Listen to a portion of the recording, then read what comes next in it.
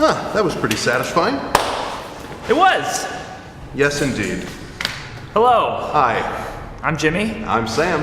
and today we are reviewing ParaNorman. A wonderful, delightful, well, you know what, let's just save time and say a Leica film. Yeah, it's a Leica film. Because it's a Leica In film, every so sense, you know it's going to be yeah, amazing. in every sense of the word. Yeah. So I have a confession to make. When I first saw ParaNorman, I had already seen. Well, actually, no, I had not seen Frankenweenie yet, but I actually, for a time, liked Frankenweenie more. I am so glad that you brought up the fact that these two movies came out within 2 weeks of each other. I know it's kind of bizarre. It's one of those weird. Is really perfect. There's always this trend in Hollywood that is sort of like there's these two movies that center around the same exact idea, and they seemingly just these are the manifest out of nowhere at the exact same These time. are the Deep Impact and Armageddon of childhood creepy, loner saves the day movies. In the truest sense of the word, because Deep Impact, like Frankenweenie, is emotionally unsatisfying.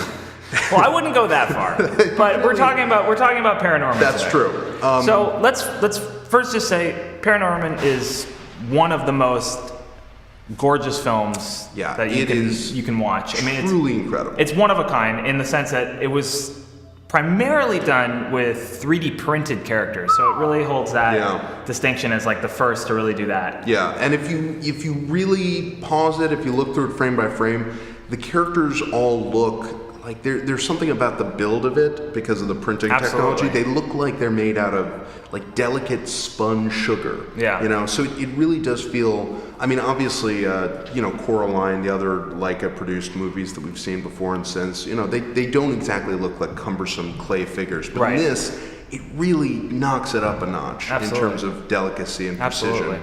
And the 3D effect, if you saw it in theaters or if you see it at home in 3D, is really gorgeous. I mean, you really get a sense of a 3D world just because. So it really it's perfect. Technically, the film is perfect. Let's talk a little bit about the story, though. The story, I think, is something almost every kid can it resonates with every kid at some point in their life. The feeling of being sort of this outcast, this loner, not having a lot of people to talk to, that kind of thing. Well, it's fairly standard, the outcast who has magical powers, who saves the day. Right. It's something we've seen before. The unlikely hero. But I think the difference with this is that, whereas Harry Potter or some other story will be like, this kid is, someone comes and tells him, you're different, you're special, we're going to take you away and solve all your problems. Right. Norman starts the movie off in a fairly bad place. I mean, he's disliked by his family, the entire town, and it just makes it more believable, him as an outcast. It doesn't. And he has to kind of find that place of belonging and really owns that bit of the outcast. He turns his weakness into a sort of a strength for himself, and I think really that's really the emotional curve of the movie and like the growth of the character is really interesting.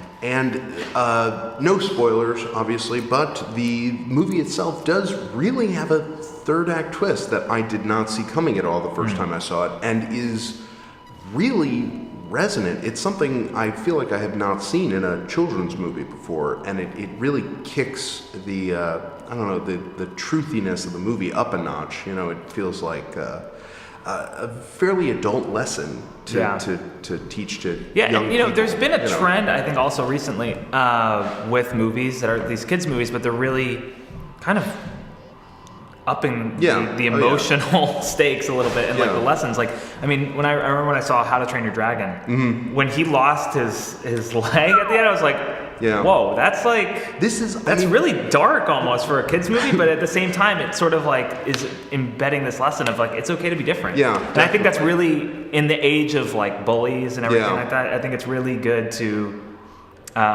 be teaching those kinds of lessons in these movies in any way they can. Oh, definitely. I mean, these are, this is a horror, not horror, but it's a spooky, and it genuinely is pretty spooky. Yeah, it's pretty there spooky, are parts that really stay with you. Oh, yeah. But it is it's a kids movie made in an era, where we're feeling the reverberations of Pixar's method of no holds barred, don't don't simplify things, storytelling 10 years on. Right. You know, and it's kind of seeped into all the areas of the culture. And then you marry that with, again, a production that is just so beautiful and so well designed. Absolutely. It's a real treat of a movie and really worth watching.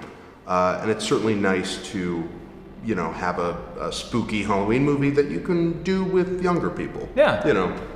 So if you haven't seen Paranorman, please go check it out. It's very much worth your time. Technically brilliant. The film just works on so many different levels, and it's really layered. And I think that if, like, to your point, if you're watching with kids, you're watching with adults, there's going to be a different sort of message that each person takes away. Yeah. But everyone's going to have a good time. Oh yeah. That's well. Thank you for joining us. We'll see you again tomorrow. I'm Sam. I'm Jimmy, and we'll be reviewing more Halloween movies for every day of the month. So please come back, check out some more, and be sure to subscribe and let us know what you think. What a treat.